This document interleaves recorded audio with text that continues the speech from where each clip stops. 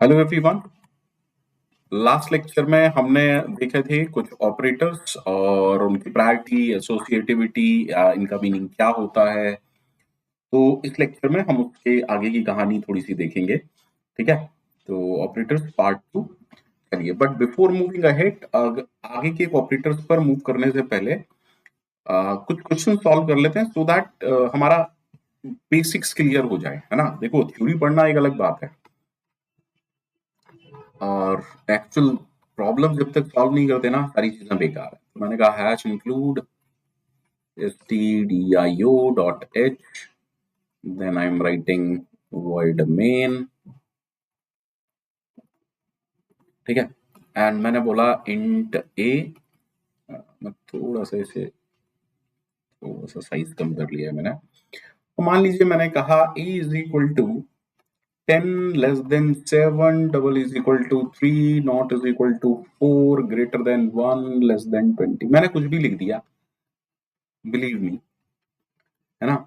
And I want to know what is the value of variable a. ठीक है, तो बहुत अच्छे से देखते हैं कि अगर मैं प्रायोरिटी और एसोसिएटिविटी की बात करूं, मुझे पता है कि लेस देन ग्रेटर देन की प्रायोरिटी ज्यादा होती है, then equal to double equals to not equals to की सेकंड नंबर पर होती है, एंड देन असाइनमेंट ऑपरेटर की। अच्छा, दैट मीन्स अगर इस पूरे एक्सप्रेशन की बात की जाए, ये रहा less than, greater then, less than. अब इन तीनों की प्रायोरिटी तो सेम है, लेकिन एसोसिएटिविटी इनकी भी लेफ्ट टू राइट होती है। इसीलिए जो लेफ्ट टू राइट पहले आ रहा है वो पहला इवैल्यूएट होगा। दैट मीन्स इस पूरे एक्सप्रेशन में सबसे पहले जो इवैल्यूएट होगा वो होगा ये वाला expression, that is 10 less than 7। अब देखो, क्योंकि ये फॉल्स है, इसकी वैल्यू हो गई 0, और मैंने बच्चा कुछ एक्सप्रेशन दोबारा से अच्छे से लिख लिया। ठीक है बच्चा पार्टी।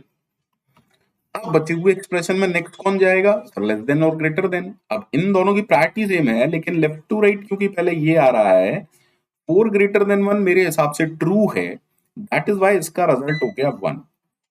तो अब हमारे पास आया 0।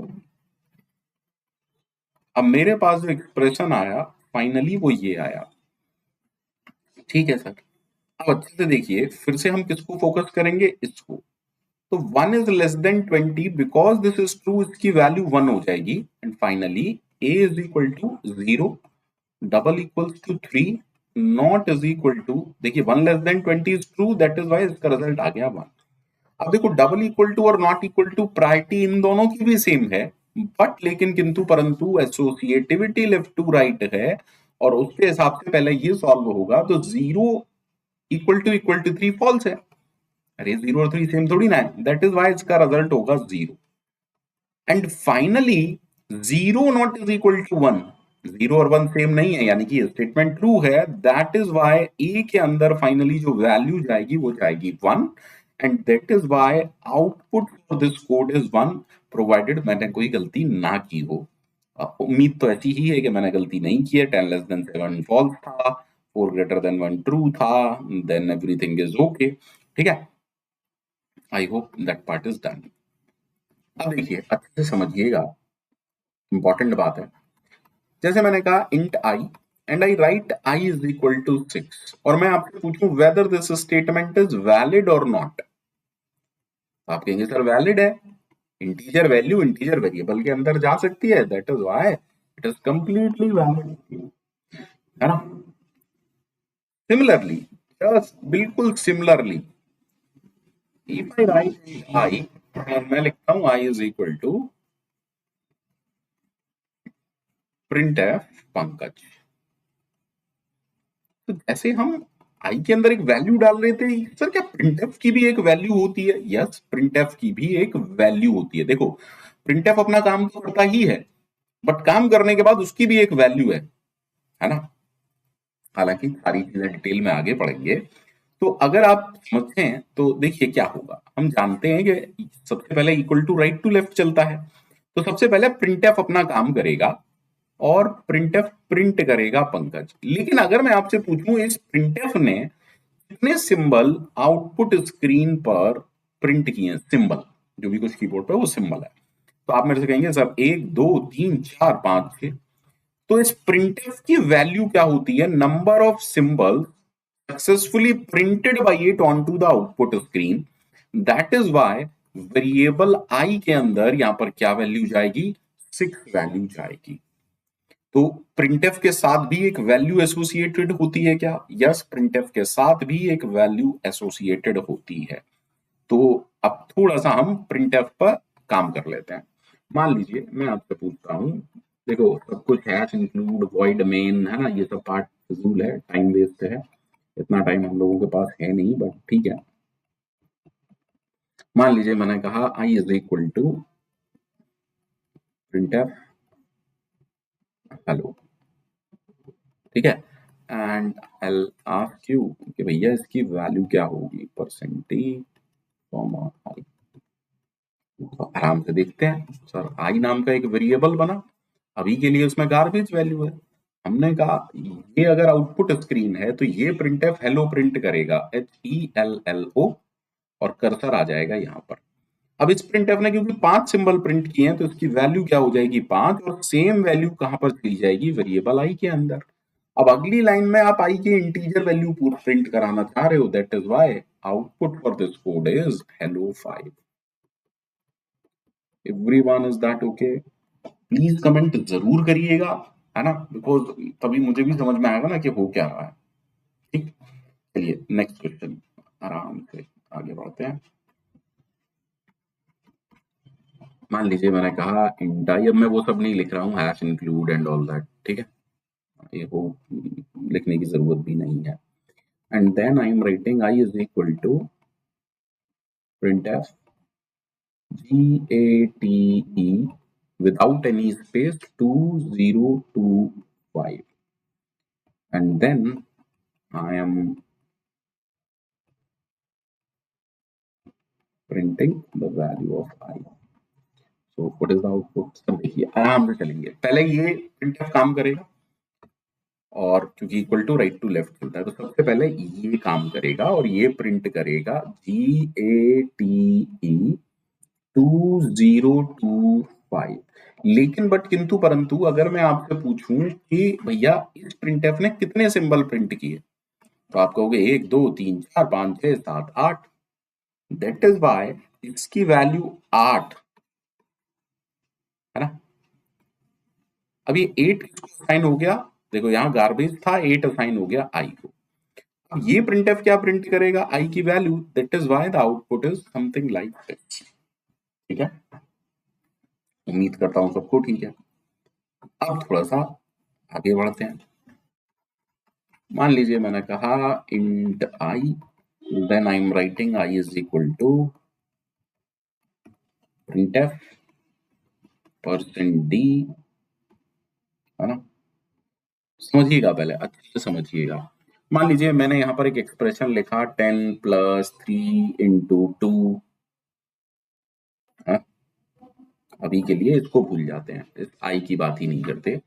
अब मैं आपसे पूछूं ये प्रिंटफ कैसे काम करेगा। ठीक है, %d का मतलब तो हमें पता है कि जहां भी कर्सर है वहां पर एक इंटीजर वैल्यू प्रिंट होना चाहती है, लेकिन इंटीजर वैल्यू प्रिंट हो जाएगी क्या पहले ही, नहीं सर, भाई प्रिंटिंग तो बाद में होगी ना। दैट मीन्स यहां पर जो कुछ भी है पहले तो आप इसको इवेल्युएट करोगे ना। भैया आपने तो लिख दिया यहाँ पर 10 + 3 × 2, अब प्रायोरिटी के हिसाब से पहले ये होगा 6, 10 + 6 फिर 16 होगा।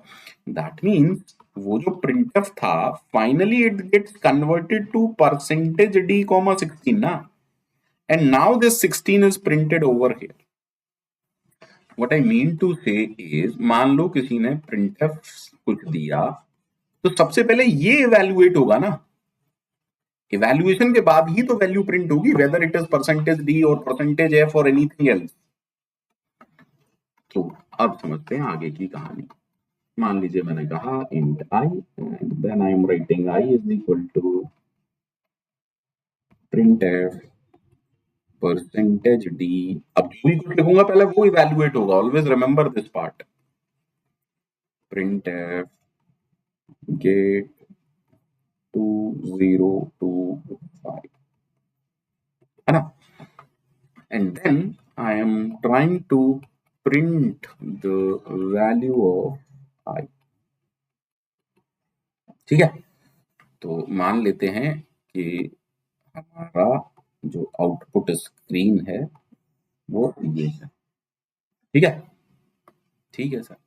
तो अभी देखो सबसे पहले क्या होगा, सबसे पहले अगर मैं ठीक हूं तो सबसे पहले ये इवैल्यूएट होगा ना, अभी हमने बात की कि भाई परसेंटेज दी नहीं, पहले ये इवैल्यूएट होगा। इवैल्यूएट होने के लिए प्रिंटफ को चलना पड़ेगा, तो सबसे पहले ये प्रिंटफ अपना काम करेगा और प्रिंट करेगा गेट 2025। लेकिन प्रिंटिंग के बाद इसकी एक वैल्यू हो जाएगी which is 8। That is why मैं इस कोड को फिर से कुछ लिख दे रहा हूं and I am writing it like this way, printf percentage d comma 8 and then printf percentage d comma I। ठीक है, आई होप ठीक है। देखिए नेक्स्ट क्या होगा भाई, नेक्स्ट तो इक्वल टू काम करता है राइट टू लेफ्ट, तो पहले इसको इवैल्यूएट होना पड़ेगा, इवैल्यूएट होने के लिए इसको चलना पड़ेगा। तो ये printf जब चलेगा ये 8 प्रिंट करेगा। लेकिन अगर मैं आपसे पूछूं कि इस वाले printf ने कितने सिंबल प्रिंट किए, तो एक सिंबल प्रिंट किया विच इज 8। तो इसकी वैल्यू क्या हो गई, इसकी वैल्यू हो गई 1 और यही 1 असाइन हुआ वेरिएबल आई को। तो आई की वैल्यू गार्बेज थी, गार्बेज से ये 1 हो गया। ये वाला प्रिंटफ क्या कर रहा है, ये वाला प्रिंटफ आई की वैल्यू को प्रिंट कर रहा है, बट आई तो 1 है। That is why the output for this code is get 202581। उम्मीद करता हूं सबको अच्छे से समझ में आया होगा, ऐसी मैं उम्मीद करता हूं। जरूरी नहीं कि भाई मेरी उम्मीद सही हो। ठीक है, चलिए आगे बढ़ते हैं अच्छे से और थोड़ा सा और एक्सटेंड करते हैं इसको। मान लीजिए मैंने कहा int I, then I am writing I is equal to printf %d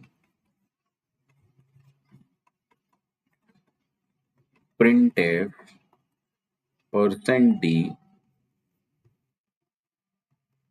printf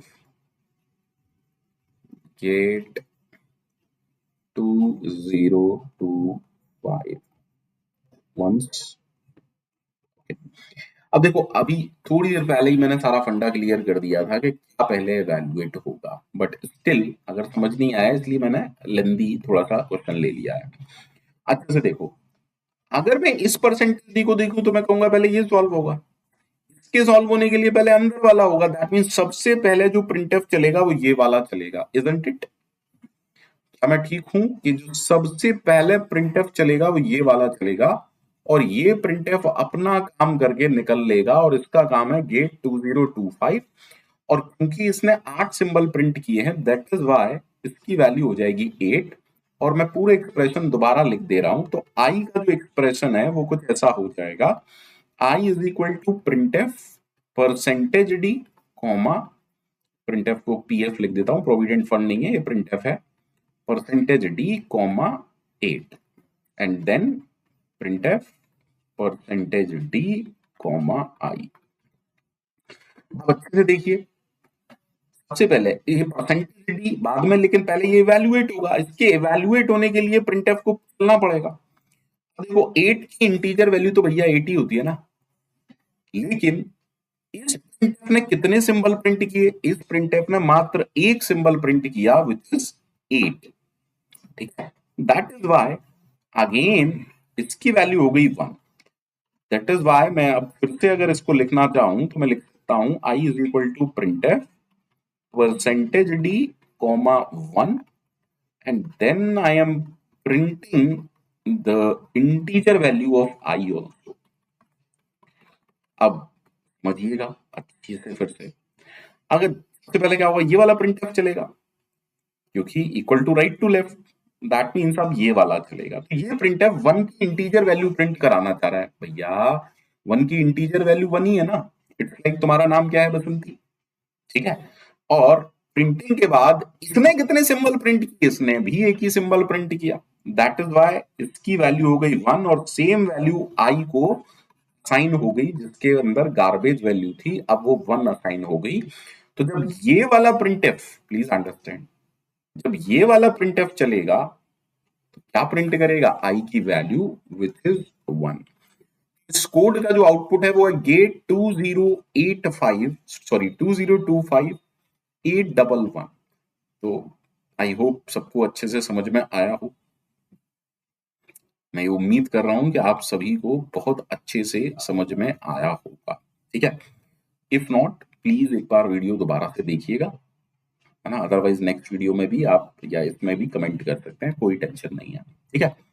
अब आगे बढ़ते हैं और देखते हैं नेक्स्ट टाइप के ऑपरेटर्स जो कि हैं लॉजिकल ऑपरेटर्स।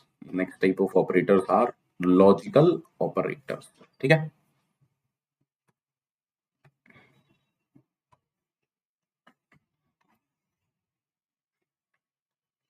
कंप्यूटर साइंस तो पूरा लॉजिक ही है भैया, और क्या है ना।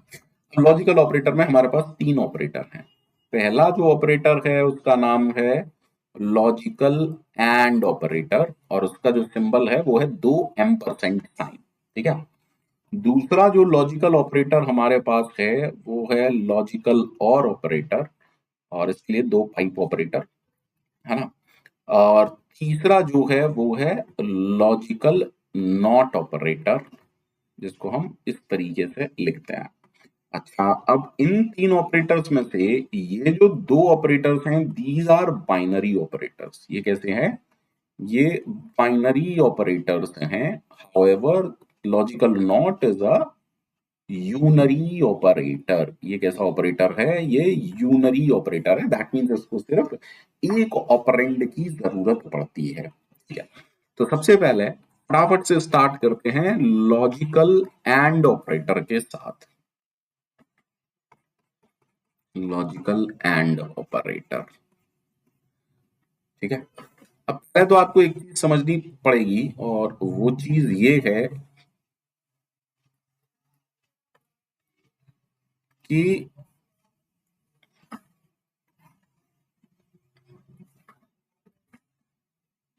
एंड ऑपरेटर बाइनरी ऑपरेटर है, ठीक है।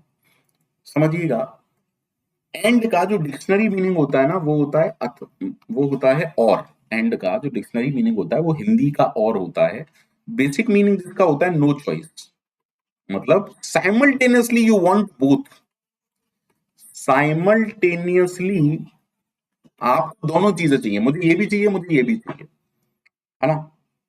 अब मैं हमेशा इसका एग्जाम्पल खाने की चीजों से देता था, बट कुछ लोग मेरा एग्जाम्पल भी चुरा चुरा के अपने लेक्चर्स में बोलने लग गए, तो मुझे एग्जाम्पल थोड़े से चेंज करने पड़ेंगे। बट हमें ये समझना पड़ेगा एंड का मीनिंग है मुझे ये भी चाहिए, मुझे ये भी चाहिए, ठीक है। तो अगर अगर एक बेसिक आइडियल है और मैं कहता हूं ए एंड बी का बेसिक मीनिंग क्या है, ठीक है। इट्स लाइक दिस, जैसे एज ए स्टूडेंट आप कह रहे हो कि यार मुझे गेट में भी अच्छा रिजल्ट चाहिए, मतलब गेट में भी रैंक चाहिए और प्लेसमेंट भी चाहिए। तो मैं हैप्पी कब होऊंगा जब मुझे दोनों मिल जाएंगे। Please try to understand what I am saying. A B, A and B, focus करिएगा थोड़ा सा सारे लोग। हालांकि मैं इसे राजमा चावल से समझाता था, बट कुछ लोग उस एग्जाम्पल तक को एज इट इज कॉपी कर दिए, तो दैट्स व्हाई मैंने थोड़ा सा चेंज कर रहा हूँ, करना चाहिए आपने, ठीक है। अब आराम से समझिए, अगर गेट में सेलेक्ट नहीं हुए और प्लेसमेंट में भी सेलेक्ट नहीं हुआ, खुश होंगे? नहीं सर, खुश नहीं होंगे, फॉल्स। गेट में सेलेक्ट नहीं हुए लेकिन प्लेसमेंट हो गया, हम खुश नहीं हैं, क्योंकि हमें साइमल्टेनियसली दोनों चाहिए। इंजीनियरिंग खत्म बाद में हो, पहले गेट में भी सिलेक्शन हो जाए, अच्छी रैंक आ जाए, और प्लेसमेंट भी। गेट में सेलेक्ट हो गए, प्लेसमेंट नहीं हुआ, वी आर नॉट हैप्पी, क्योंकि घर वाले हैप्पी नहीं। गेट में भी रैंक आ गई, प्लेसमेंट भी हो गया, बल्ले बल्ले। Are you getting, are you getting? when we are happy, when both A and B are true। आराम से समझिएगा, अगर A एंड B ऑपरेंड्स हैं एंड के लिए, ठीक। अब पूरी कहानी को फिर से समझाता हूं बहुत अच्छे से। ठीक, पहले मैं इसे ऐसे समझाता था कि मान लीजिए आप सोच के जा रहे हैं कि राजमा और चावल मिलेंगे। आप स्कूल से वापस जा रहे हैं या कॉलेज से वापस जा रहे हैं और आप सोचते हुए जा रहे हैं आज तो राजमा और चावल मिलेंगे, और घर पहुंचे तो क्या मिला? लौकी की सब्जी और रोटी। एकदम निराश हो गए, है ना? घर पहुंचे मिला चावल और दाल, खुश नहीं हुए क्योंकि वो दोनों चीजें हमें नहीं मिली। Are you getting? तो ठीक है, आई होप समझ गए होंगे। अब देखो अच्छे से समझिएगा। इन सी प्रोग्रामिंग, इन सी प्रोग्रामिंग में हर non zero value, every non zero value is treated as true. Every non zero value, every non-zero value is treated as true, whether it is -9, -11.28, 3.6, 2, 12, हर नॉन जीरो वैल्यू ट्रू की तरह treat होती है, and only zero value is treated as false. यानी कि false क्या है? Zero, 0.0, सिर्फ ये फॉल्स है। तो मैं फिर से रिपीट कर रहा हूं, आराम से देखिएगा। जब हमने कहा logical and operator, when I am saying logical and operator,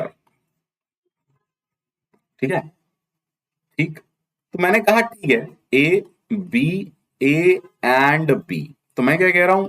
अगर एक फॉल्स, एक ट्रू या कोई भी, सिर्फ और सिर्फ इस केस में हमें ट्रू रिजल्ट मिल रहा है, ठीक है, लेकिन ये तो रिजल्ट है। मैंने आपको क्या समझाया है? हर ऑपरेटर की एक वैल्यू होती है या आउटपुट होता है, तो अगर फॉल्स है तो वैल्यू क्या होगी? जीरो। सिर्फ और सिर्फ वैल्यू ट्रू कब होगी? When you are getting a true, तब आपको वैल्यू क्या मिलेगी? वन। अब अगर आपको ये भी याद नहीं रह रहा है, मैं कह रहा हूं आपको कुछ नहीं याद रह रहा, सब भाड़ में जाने दो। मैंने कहा भैया लॉजिकल एंड क्या है, लॉजिकल एंड ऑपरेटर क्या है, इसको और अच्छे से समझना चाहते हैं। मैं कह रहा हूं आपको कुछ भी याद नहीं है, इसको ऐसे समझो जैसे मैथमेटिक्स में ए मल्टीप्लाई बी। तो मुझे बताओ A multiply B non zero कब आएगा? सिंपल मैथ्स है। गलत जवाब दोगे तो सोच लो, राहुल सर घर आके भी मार सकते हैं आपको, ठीक है, और साथ में मैं तो आऊंगा ही आऊंगा। सर, दो नंबरों का मल्टीप्लीकेशन नॉन जीरो तभी होगा only when both A and B are non zero.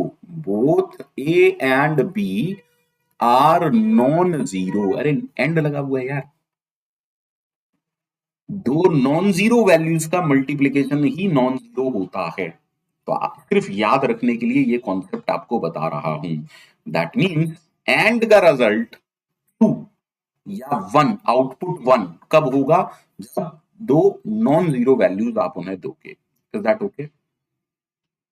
तो मैं फिर से लिख दे रहा हूं, for logical and operator, for logical and operator what should I right? The output, output लिख रहा हूं, कई जगह आप रिजल्ट ट्रू या फॉल्स देखेंगे, ठीक है। The output value is one when both operands, when both operands are non zero। इसी चीज को मैं लिख सकता था ट्रू। सिर्फ और सिर्फ तभी वन होगा जब दोनों वन होंगे, एंड का मतलब ही ये है, ठीक है। Otherwise the value would be, otherwise the value is zero. अब इसी चीज को प्लीज फोकस करिएगा। मान लीजिए मैं आपसे पूछता हूं कि भैया printf percentage d comma 12 ending with 17, तो आप मेरे को क्या बोलोगे? यार इट इज नॉन जीरो, है ना? नॉन जीरो मतलब ट्रू ना। Again this is also non zero, non zero मतलब ट्रू, और ट्रू एंड ट्रू ट्रू। जब ये स्टेटमेंट ट्रू होगा तो इसकी आउटपुट वैल्यू क्या होगी? One. Are you getting? I hope yes. Similarly, if I ask you printf percent d comma 17.3 and 2, sir अभी आपने बताया every non zero value is treated as true, तो ये भी ट्रू है, ये भी ट्रू है, और true and true final answer is true. और स्टेटमेंट ट्रू है, इसीलिए आउटपुट क्या होगा, 1 होगा। फिर से देखिए, मैंने कहा कि printf percent D 17.3 ending with minus का 6.28। कुछ नहीं सोचना, नेगेटिव और पॉजिटिव कुछ नहीं सोचना। If it is non zero it is treated as true, और दोनों कंडीशन अगर ट्रू है रिजल्ट इज ट्रू। और ट्रू का मतलब आउटपुट क्या होगा, आउटपुट होगा 1। ठीक है, एक भी जीरो हो जाएगा then the result is zero. Think about multiplication. तो मैं कह रहा हूं printf percentage d, if I write 17 and 0, the result is 0, because this becomes true, this becomes false। एक भी अगर false है तो false है, और क्योंकि false है तो आउटपुट इसका हो गया 0। बट लेकिन किंतु परंतु अगर मैं आपसे कहता हूं printf percentage d 17.28 and 0, the answer is again same 0।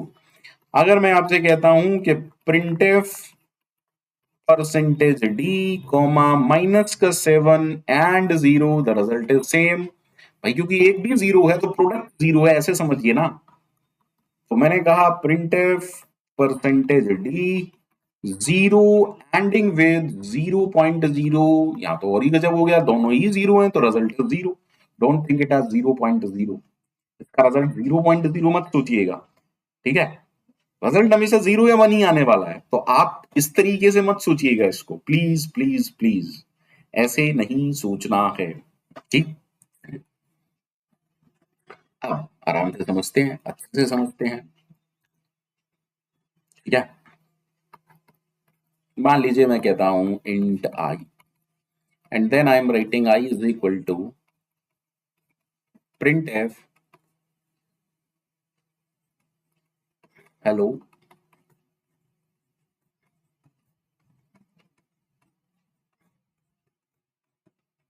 बच्चों,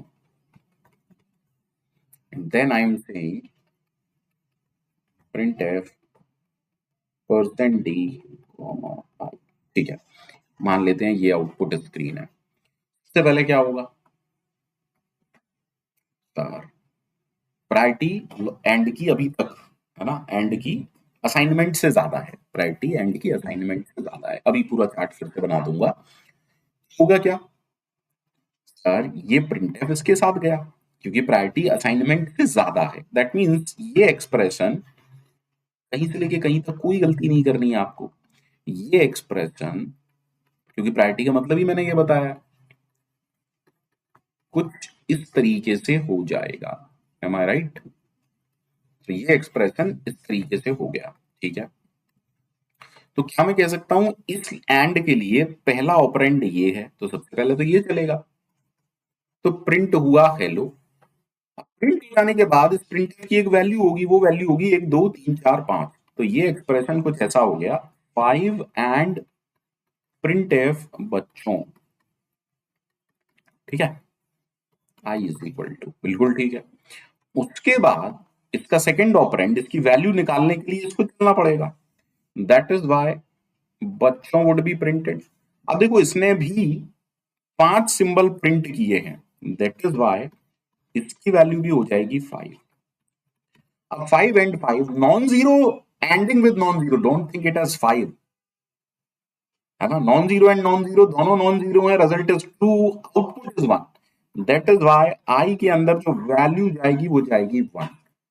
दैट मींस हमारा जो आई वेरिएबल था गार्बेज से, इसके अंदर वैल्यू 1 हो जाएगी, और इस प्रिंटफ की वजह से 1 वैल्यू प्रिंट होगी। ठीक है, हम बहुत सारे क्वेश्चन करेंगे लॉजिकल एंड लॉजिकल और पर, तो आपको उसके सोचने की जरूरत नहीं है। ठीक है, नेक्स्ट जो ऑपरेटर हमें पढ़ना है वो है लॉजिकल और ऑपरेटर। टेंशन नहीं लेनी है कहीं से लेके कहीं तक। तो और का जो डिक्शनरी मीनिंग होता है वो होता है अथवा, या मैं कहूं चॉइस। दैट मीन्स हमारे घर वालों ने कह दिया यार या तो प्लेसमेंट ले ले या गेट में सेलेक्ट हो जा, तो हमारे घर वाले कब खुश होंगे? प्लेसमेंट हो गया या गेट हो गया। That means please try to understand. अगर मैं आपसे कहता हूं ए बी और दूसरा है ए और बी, प्लेसमेंट नहीं हुआ, गेट भी नहीं हुआ, घर वाले खुश होंगे? नहीं सर, दुखी हो जाएंगे। ठीक है, प्लेसमेंट नहीं हुआ पर गेट हो गया, तब भी खुश है, वो कह रहे हैं चलो बच्चा कहीं तो सेट हो गया।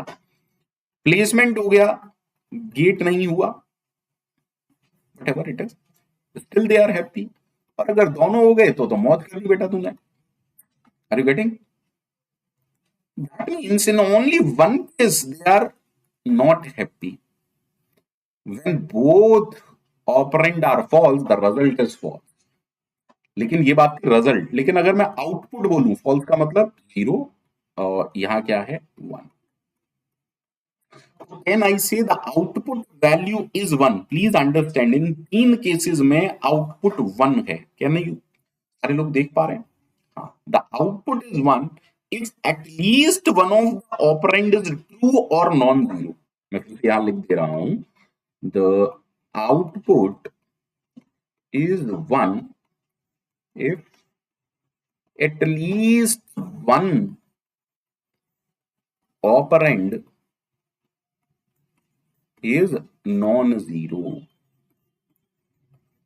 एटलीस्ट वन, एक भी है ठीक है, एक भी नॉन जीरो है ठीक है, रिजल्ट आ गया ट्रू, आउटपुट आ गया 1। ठीक है, otherwise the value is zero, output का मतलब वैल्यू। ठीक है, everyone are you getting? everyone are you getting? if I ask you कि 12 ऑरिंग विद जीरो की वैल्यू क्या होगी? This is non zero value, this is zero value, लेकिन हमें क्या कहा? At least one is true then the result is true, और result true का मतलब है वैल्यू हो गई 1। Similarly if I ask you that 7.38 ORing with 12, अरे यहां तो दोनों ही नॉन जीरो हो गई। If this is true this is true, एक भी ट्रू होता तो रिजल्ट 1 आ जाता, आउटपुट 1 आ जाता। यहां तो दोनों ही ट्रू हैं, दैट is why the value is 1। तो फोकस करिएगा और कमेंट करिएगा कि क्या रिजल्ट आएंगे इन स्टेटमेंट के। फॉर एग्जांपल पहला स्टेटमेंट मैंने लिखा print f percentage D 9.38 ORing with 0.0। दूसरा स्टेटमेंट मैंने लिखा print f percent D comma 9.8 ORing with 12.7। तीसरा स्टेटमेंट मैंने लिखा print f percentage D 3 ORing with -12। चौथा स्टेटमेंट मैंने लिखा print f percentage D 0 ORing with 7.2। Fifth statement I am writing is print f percentage D 0 ORing with 0।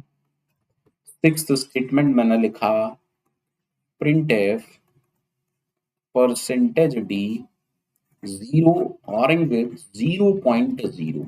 आराम से समझते हैं, 1 बाई 1 आंसर करेंगे, कोई जल्दी नहीं करेगा। अब देखो मैंने कहा 9.38, भैया ये ट्रू है या नॉन जीरो वैल्यू है? ये फॉल्स है। अगर एक भी ट्रू है तो आउटपुट क्या आएगा? आउटपुट आएगा 1। रिजल्ट इज ट्रू, आउटपुट आएगा 1। Again whether it is negative value, whether it is pointed value, that is floating point है, डबल है मतलब floating point टाइप है, it is treated as true, both are true। अरे sir एक भी true होता हमारा आंसर बनता है यहाँ तो, है ना 1। again it is true, it is true, negative value, for every non-zero value in C programming is treated as true, that is why the result is 1। तो जीरो आ गया, अरे दूसरा तो ट्रू है ना, पहला फॉल्स है, क्या फर्क पड़ता है, दूसरा तो ट्रू है। At least one of them is true, the output is 1। यहां गड़बड़ हो गई, दोनों ही फॉल्स हो गए या जीरो हो गए, इसीलिए आउटपुट क्या आएगा बेटा? आउटपुट आएगा 0, बिकॉज दोनों ही मिलके फॉल्स और false false. Again 0.0 is also false, that is why the output is 0। उम्मीद करता हूं लॉजिकल और आप सभी को बेहतरीन रूप से समझ में आ गया होगा। ठीक है,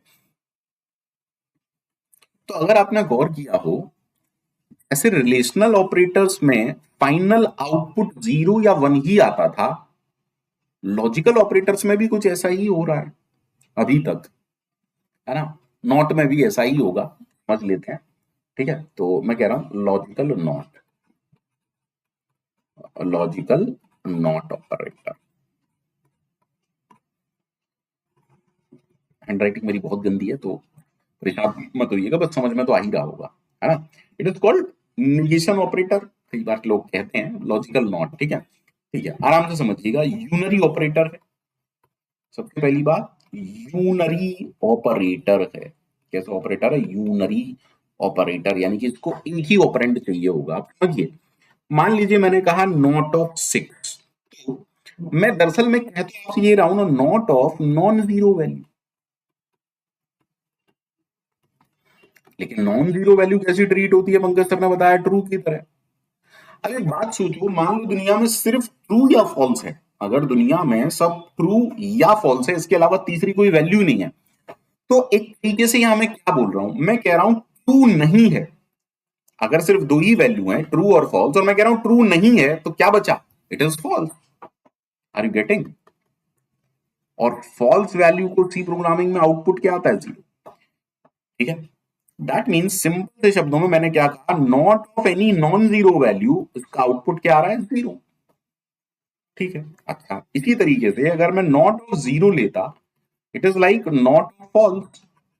तो मैं यही तो कह रहा हूं फॉल्स नहीं है। अरे बोलो ना, because zero is treated as false. अब मैं कह रहा हूं ट्रू और फॉल्स दो ही चीजें, फॉल्स नहीं है तो बचा क्या? It is true. और अगर ट्रू है तो आउटपुट क्या है? वन। दैट मीन सिंपल सा फंडा क्या है, नॉन जीरो का नॉट करोगे जीरो वैल्यू आएगी, और जीरो का नॉट करोगे वन आएगा। सिंपल सा फंडा है लॉजिकल नॉट। ठीक है, अब समझिए अच्छे से, बहुत अच्छे से। ठीक, मान लो मैं आपसे कहता हूं print f percent D comma not of three, क्या रिजल्ट आएगा? तो नॉन जीरो वैल्यू का नॉट कर रहे हो, आउटपुट क्या आएगा? जीरो। देखो ये ट्रू है, नॉट ऑफ थ्री फॉल्स है, फॉल्स का मतलब आउटपुट जीरो। और हमने कहा print f percent D not of 12.3, अरे 12.3 is also true, not of true is false, false का मतलब आउटपुट इज जीरो।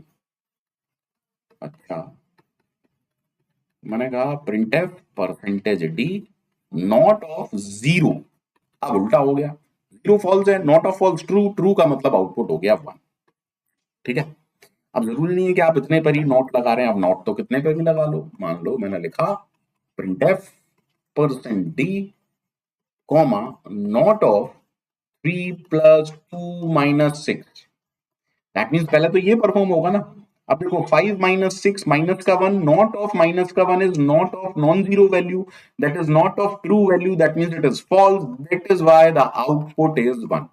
तो एक चीज तो हमें समझ में आ रही है, तीनों ऑपरेटर्स के लिए आउटपुट हमेशा जीरो या वन ही होता है, जैसे रिलेशनल ऑपरेटर्स के लिए होता था। तो क्या मैं एक रिजल्ट यहां पर लिख सकता हूं? And the result is just like relational operators, just like relational operators, the output, the output, or you can say value of every logical operator, every logical operator is also zero or one. ठीक है, तो जैसे relational operators का result zero या one होता है, उसी तरीके से लॉजिकल ऑपरेटर्स का रिजल्ट भी या तो जीरो या वन होता है। ठीक है, ठीक। अब देखिए प्रायोरिटी का मतलब आपको फिर से समझ में आएगा, बहुत अच्छे से समझ में आएगा, but before that logical and और लॉजिकल और पर फिर से थोड़ी सी चर्चा कर लेते हैं। ठीक है, मान लीजिए मैं आपसे कहता हूं समथिंग लाइक दिस, लाइक मैंने कहा int A and I write a is equal to 0 ending with anything. अब मेरा सवाल आपसे ये है, क्या इस एक्सप्रेशन को इवैल्यूएट करने के लिए मुझे इस ऑपरेंड की आवश्यकता है? Do I need second operand to find the result or output of AND operator? I will say no, because हमने लॉजिकल एंड के बारे में ये पढ़ा है कि अगर दोनों ट्रू होंगे तभी रिजल्ट ट्रू आएगा। अरे जैसे ही पहला वाला ऑपरेंड जीरो आ गया तो आंसर तो मेरे पास आ गया ना, answer of this entire expression is zero. That means should क्या ये इवेल्युएट होगा? सेकंड ऑपरेंड इवेल्युएट होना चाहिए? will not be evaluated. Why? Because irrespective of the value of second operand zero हो या नॉन जीरो हो, that means either it is a zero or a non-zero value irrespective of the value of the second operand. See, this is the first operand and this is the second operand. जैसे ही पहला operand मुझे zero मिला, मुझे click किया कि यार मुझे second operand की तो जरूरत ही नहीं है ना, because if it is zero, the result is still zero. If it is non-zero, the result is still zero. Irrespective of the value of second operand, the final result, the result of AND operator is, बोलो बोलो, false. और अगर मैं कहूं output of AND operator is zero. Am I right or not? Please try to understand what I am trying to say. है ना? तो इसी चीज को मैं थोड़ा सा अच्छे शब्दों में लिख देता हूं आप लोगों के लिए। भाई मैंने लिखा int a and then I am writing a is equal to 0 ANDing with something. तो हम क्या कह रहे हैं? if the first operand, मैं लिख देता हूं उसको, if the first operand for logical AND operator, for logical AND operator is zero or you can say false. दोनों आई होप समझ में आ रही होगी, जीरो फॉल्स है ना एक्सप्रेशन, और है ना true false like this. If the first operand for logical AND operator is zero, we need not, sorry ऐसे नहीं लिखना चाहिए need not, मुझे ये लिखना चाहिए second operand will never be evaluated. Second operand will not be evaluated. Second operand evaluate नहीं होगा, और इसी को हम क्या कहते हैं? इसी को कहते हैं short circuit evaluation of logical and. ठीक है, short circuit evaluation for logical and operator. उम्मीद करता हूं समझ में आया होगा सभी लोगों को, और कारण जरूर समझ में आया होगा कि ऐसा क्यों हो रहा है. अब देखो एक एग्जांपल लेते हैं, अच्छे से समझते हैं. भाई मैंने कहा int I and then I am writing I is equal to 0 ANDing with printf Pankaj. ठीक है, and then I am trying to print the value of I, t comma I. ठीक है, अब समझते हैं अच्छे से I के अंदर क्या वैल्यू है. I के अंदर अभी गार्बेज वैल्यू है. ठीक, जब आप इसको इवैल्यूएट कर रहे हैं, I is equal to 0 ANDing with printf Pankaj. And के लिए पहला ऑपरेंड जीरो हो गया, क्या ये इवैल्यूएट होगा? No sir, it will not be evaluated. And क्योंकि zero ending with anything is zero, या ये कहूं फॉल्स अगर एक भी आ गया तो रिजल्ट क्या जाता है? Zero. That is why printf का रिजल्ट क्या होगा? आई की वैल्यू. सो आउटपुट क्या है? Overall zero. Is that okay to everyone? अब कई बच्चे कंफ्यूज हो जाते हैं, वो सोचते हैं कि अगर एक भी ऑपरेंड हो गया जीरो तो शॉर्ट सर्किट इवैल्यूएशन होगा. नहीं मेरे भाई, तो क्यों होगा? अरे एक बात मुझे समझाओ. मान लो मैंने कहा प्रिंटफ पंकज. ठीक है, ending with let us suppose कुछ यहां पर लिखा हुआ है, तो सेकंड ऑपरेंड जरूरी है ना, क्योंकि अगर सेकंड ऑपरेंड जीरो होगा तो रिजल्ट जीरो होगा, और अगर ये नॉन जीरो होगा तो रिजल्ट नॉन जीरो होगा। ठीक है, don't think both are same thing.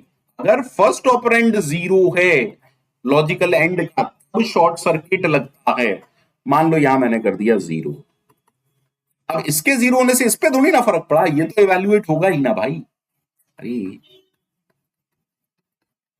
Print f percent D comma i, बहुत बढ़िया। तो अगर आप इसको समझने की कोशिश करें इसके आउटपुट को, तो सबसे पहले हमने कहा i is equal to print f P A N K A जे, ठीक है, एंड जीरो। अब देखो मैंने कहा ये मेरा आउटपुट स्क्रीन है, आई नाम का वेरिएबल है, गार्बेज वैल्यू है। सबसे पहले तो प्रिंटफ चलेगा ना, और प्रिंटफ अपना काम करेगा। प्रिंटफ क्या प्रिंट करेगा? प्रिंटफ पंकज प्रिंट करेगा, इसकी वैल्यू 6 हो गई। ठीक है, 6 एंड जीरो, एक भी जीरो है तो रिजल्ट जीरो है, आई के अंदर वैल्यू जाएगी जीरो, और प्रिंटफ की वजह से आउटपुट आएगा zero. That is why the result is Pankaj zero. उम्मीद कर रहा हूं सभी लोगों को यहां तक क्लियर है ना? I hope. इसी तरीके से अब हम पढ़ते हैं लॉजिकल और की कुछ बात। अब देखो लॉजिकल और ऑपरेटर। लॉजिकल और का मीनिंग क्या था? हम ये कहते थे if at least one operand is true, यही था ना कहानी, if at least one operand is true then the output is one, है ना? यही तो था। अदरवाइज, अदरवाइज का मतलब है अगर दोनों ही फॉल्स हैं द आउटपुट इज जीरो। यही थी ना कहानी, अगर एक भी ट्रू होगा, ठीक, यही थी कहानी। ठीक है, अच्छे से समझते हैं। मान लीजिए मैंने कहा int a and then I am writing a is equal to 12, अच्छे से देखिएगा, ORing with something over here. अब फिर से सोच समझ के बोलिएगा, इस 12 को देखते ही मैंने कहा कि यार ये तो नॉन जीरो है। नॉन जीरो मतलब ट्रू, आर यू गेटिंग? यही तो हमने कहा था, if at least one operand is true और नॉन जीरो, कहानी खत्म है ना। अब अगर मैं आपसे पूछूं do I need second operand to find the output of logical or? The answer is no. क्योंकि जब एक आपको पता चल गया एक नॉन जीरो है, हमें इसकी जरूरत है नहीं sir. That is y second operand will not evaluate. Is that okay? तो इसी चीज को हम लिख देते हैं भैया, इसी चीज को ढंग से लिख देते हैं, कहानी डन हो जाएगी। तो मैंने कहा int a and I'm writing a is equal to 12 oring with something. So what I'm writing, if the first operand for logical or operator,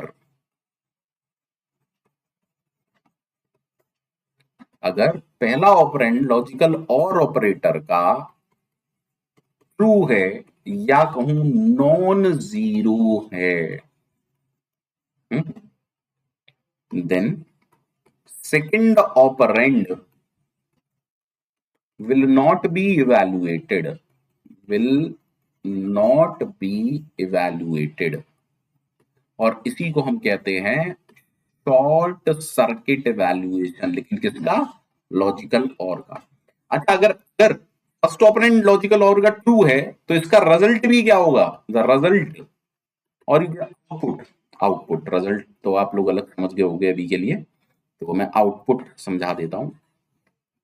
इसका आउटपुट भी क्या होगा? Anyone can tell me? अरे output is one also, in this case output क्या है? One. ठीक है, तो इसको हम कहते हैं शॉर्ट सर्किट एवैल्यूएशन। ठीक, तो अच्छे से समझिएगा, बहुत अच्छे से समझिएगा। अगर मैं नॉट की बात करूं, क्योंकि नॉट यूनरी ऑपरेटर है, तो नॉट की प्रायोरिटी एंड और से ज्यादा होती है। ठीक है, एंड और में अगर बात की जाए तो एंड की प्रायोरिटी ज्यादा होती है, फिर और की प्रायोरिटी होती है। तो अभी तक हम रिलेशनल ऑपरेटर्स पढ़ चुके हैं, असाइनमेंट पढ़ चुके हैं, अर्थमेटिक पढ़ चुके हैं, लॉजिकल ऑपरेटर्स पढ़ चुके हैं, एंड देन हमने देखा है कि लॉजिकल ऑपरेटर्स में एक इंपॉर्टेंट प्रॉपर्टी है, that is called as short circuit evaluation. ठीक है, तो उम्मीद करता हूं ये लेक्चर भी आपको अच्छे से समझ में आया होगा। प्लीज कमेंट जरूर करिएगा अगर आपको लग रहा हो कुछ और एडिशनल, एनीथिंग एल्स। ठीक है, सो अभी के लिए bye bye, take care, thank you very much.